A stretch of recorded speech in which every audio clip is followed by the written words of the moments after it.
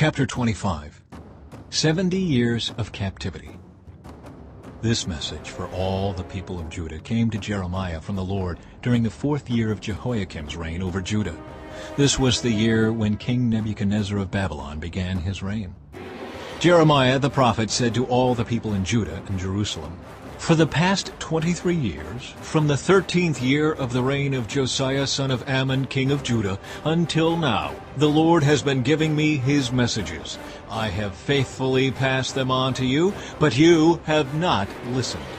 Again and again the Lord has sent you his servants, the prophets, but you have not listened or even paid attention. Each time the message was this: turn from the evil road you are traveling, and from the evil things you are doing. Only then will I let you live in this land that the Lord gave to you and your ancestors forever. Do not provoke my anger by worshiping idols you made with your own hands. Then I will not harm you. But you would not listen to me, says the Lord. You made me furious by worshiping idols you made with your own hands, bringing on yourselves all the disasters you now suffered. And now the Lord of heaven's armies says, because you have not listened to me, I will gather together all the armies of the north under King Nebuchadnezzar of Babylon, whom I have appointed as my deputy. I will bring them all against this land and its people and against the surrounding nations. I will completely destroy you and make you an object of horror and contempt, and a ruin forever. I will take away your happy singing and laughter. The joyful voices of bridegrooms and brides will no longer be heard. Your millstones will fall silent, and the lights in your homes will go out. This entire land will become a desolate wasteland. Israel and her neighboring lands will serve the king of Babylon for 70 years. Then, after the 70 years of captivity are over, I will punish the king of Babylon and his people for their sins, says the Lord. I will make the country of the Babylonians a wasteland forever. I will bring upon them all the terrors I have promised in this book, all the penalties announced by Jeremiah against the nations. Many nations and great kings will enslave the Babylonians, just as they enslaved my people.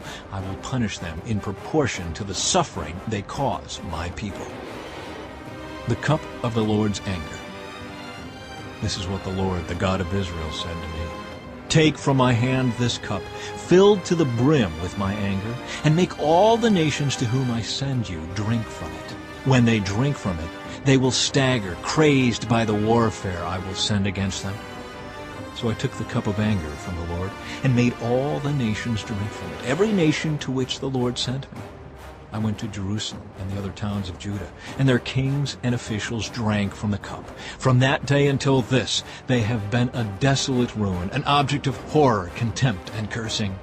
I gave the cup to Pharaoh, king of Egypt, his attendants, his officials, and all his people, along with all the foreigners living in that land. I also gave it to all the kings of the land of Uz, and the kings of the Philistine cities of Ashkelon, Gaza, Ekron, and what remains of Ashdod.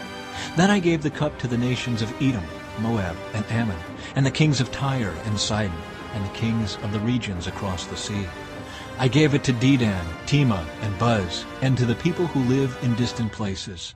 I gave it to the kings of Arabia, the kings of the nomadic tribes of the desert, and to the kings of Zimri, Elam, and Media. And I gave it to the kings of the northern countries, far and near, one after the other, all the kingdoms of the world. And finally, the king of Babylon himself drank from the cup of the Lord's anger.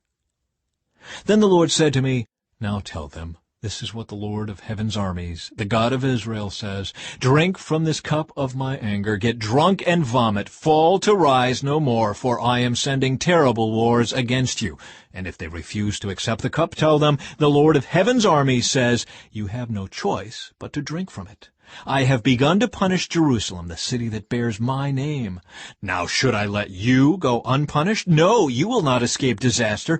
I will call for war against all the nations of the earth. I, the Lord of heaven's armies, have spoken." Now prophesy all these things, and say to them, the Lord will roar against his own land from his holy dwelling in heaven. He will shout like those who tread grapes. He will shout against everyone on earth. His cry of judgment will reach the ends of the earth, for the Lord will bring his case against all the nations. He will judge all the people of the earth, slaughtering the wicked with the sword. I, the Lord, have spoken. This is what the Lord of Heaven's armies says. Look, disaster will fall upon nation after nation. A great whirlwind of fury is rising from the most distant corners of the earth. In that day those the Lord has slaughtered will fill the earth from one end to the other. No one will mourn for them or gather up their bodies to bury them. They will be scattered on the ground like manure. Weep and moan, you evil shepherds. Roll in the dust, you leaders of the flock. The time of your slaughter has arrived. You will fall and shatter like a fragile vase. You will find no place to hide. There will be no way to escape. Listen to the frantic cries of the shepherds. The leaders of the flock are wailing in despair, for the Lord is ruining their pastures. Peaceful meadows will be turned into a wasteland by the Lord's fierce anger. He has left his den like a strong lion seeking its prey, and their land will be made desolate by the sword of the enemy and the Lord's fierce anger.